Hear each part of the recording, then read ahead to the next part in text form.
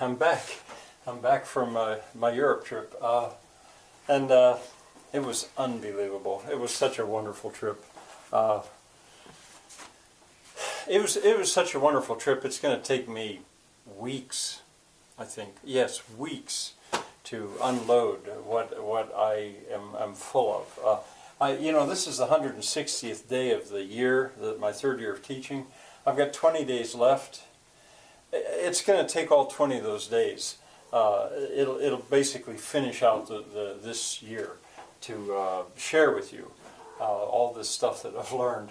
I'm really going to start that tomorrow. But I especially today want to say something about German. Here comes the cat.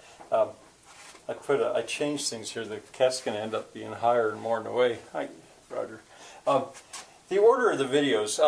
Today, after this video, after the one I'm making right now, I want to show you the books that I brought back, just the covers of them really, to give you, and I'll do that in the order of the trip, and that'll give you a glimpse of what I came across and what I brought back. This is the written material that I carried back with me in my suitcase. So I'm going to do that today as the second video. And then I thought about the order of these. I'm not necessarily going to go in chronological order. I'm a big fan of chronological order. But certain things like, for example, the museum at Detmold, it is so vast. It'll take me, I don't know, maybe 5 videos, maybe 10, I don't know. And I'll put them all in one day. But I don't want to hold everything up as I do those. So the 5 museums that we went to, I'm going to hold them back. What's easier to do is to show you the traveling itself that I did. And so when I get started, and I already have, I did put the first day in Germany, and I also have already put online the journey from Amsterdam across Holland into Germany, filmed from a train. I already did that. And I think I'm going to go through that, the connections between the museums. As a matter of fact, I rather think tomorrow I'll show you the journey from Amsterdam to Iceland, and then what happened in Iceland, which is at the end of the trip. But that makes a certain amount of sense, because the Hawklings said goodbye to me. They waved goodbye to me at a bus station in Amsterdam, or in Utrecht, and rightly worried, is he going to make it to the airport? And so they don't know what happened after that. The rest of the time we were together. So by putting that online, they'll get to see that. I think I'll probably do that tomorrow or Monday. I'm not going to be in too big a hurry here. And then I'll show you what went on from one city to the next city to the stops. Of the various things, and then sort of build up to the museums, which were one of the major reasons that I went. And now the Hawklings, I want to very publicly thank them. That was a wonderful time.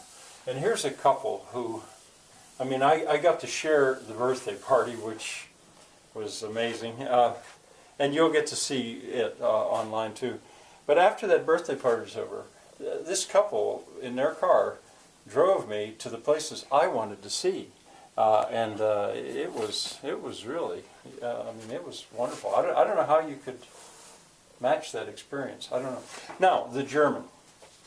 The Hawklings, I think, were a little bit troubled by the end with my German.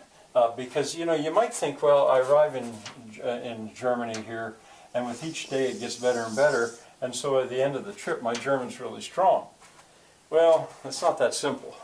It's not that simple. As a matter of fact, if I did it on a scale here of this is bad to good and this is over time, what I found happened was I ran into exhaustion. And so in a given day, after a night's sleep, in the morning I might be like this, and then as the day went on, I'd get so tired until by the time I went to bed, I could hardly think anymore. with all the input that was coming, and not only in the language German, but all the other stuff, my brain simply couldn't handle anymore. So that was often. So now you might expect that it would go like so, then the next day, the next day, next day, next day. In other words, there's that nightly exhaustion. And to some extent that was true. But I actually think, and it's not just me. I mean, I'm old, and at night I, drank plenty of beer and stuff. It's not just me. I think there's something about the way a brain learns language, at least. I've noticed it before. It's not progressive like that. You have to rest. You have to rest. I think maybe it's analogous to eating a meal. You just can't eat meal after meal after meal without giving time to digest that meal that you first ate. And in a trip like this, the videos that I took of all the stuff I saw, that recorded it. And now I'm going to go back, revisit them, put them together, present them to you, my viewers, and in the process have that lovely experience of digesting all that input. But with language, it went into my ear and it went into my head. And it takes time for it to like settle down. I'm sure of this.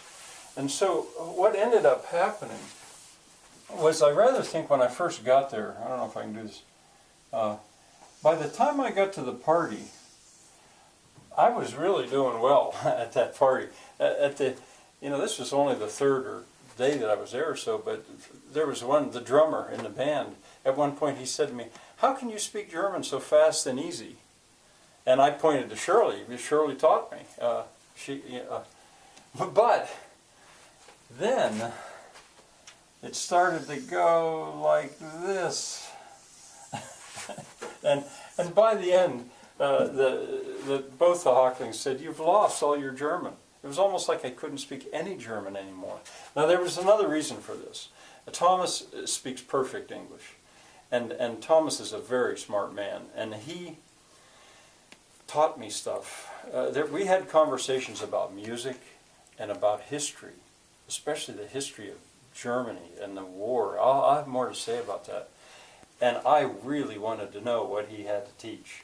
And English was the obvious language to use for that. So Thomas and I spoke a lot of English. That didn't help at all. And then another thing, when I finally got toward the end of the trip, when I was in Holland, we were with two other men, one Dutch and one English. And so I was thinking, probably we're going to end up speaking English. Dutch, English. Thomas's English is perfect. Shirley knows a good bit of English. Probably English will be the language. Well, it turned out that the man from Holland, which is not normal. You cannot expect that somebody from Holland is going to speak German. Some English, you can expect that. Maybe very good English, probably, but not German. And the man from England, I was real surprised. His German was good. His name's Ed. And Peter's the man that owned the motel where we stayed. So they spoke German. And one of the other things that I'm sure is true about language is you can be very good in a language speaking to somebody one-on-one, but when two people or more speak among themselves the language, that's much harder to understand, because they might use slang. These people weren't using slang, but they're going back and forth and they're not always adjusting for you. So by that time, I was beginning to just kind of zone out, because I couldn't understand. I couldn't follow the conversation. I tried and I tried and I tried. And there was lots of other things to think about and look at and stuff. So this happened, which could really depress me. I mean, it might be like saying, so I went to Germany to destroy my German. But I don't think so. I mean, I think this is where the Hocklings think I am now. But I think what's going to happen is, with a period of rest, which has already begun, I think my German may have started there, but I think the next time I go at it, my German's going to be starting here. So I would say that over the course of these 2 weeks, my German did improve. I'm very sure of that, because stuff went in my ear, phrases and sounds and stuff and I didn't really have time to digest them. Well, I'm probably going on too long about that, and that's not a very good diagram. But mental exhaustion is very much of a factor, I'm sure, in many ways. It was like I was almost catatonic at the end of the days. Anyway, it was a wonderful trip, and I'm going to show a second video today. I'll take some time to order the literature so it's in chronological order, and I'll just flip through it. So I hope you come back for a second video today.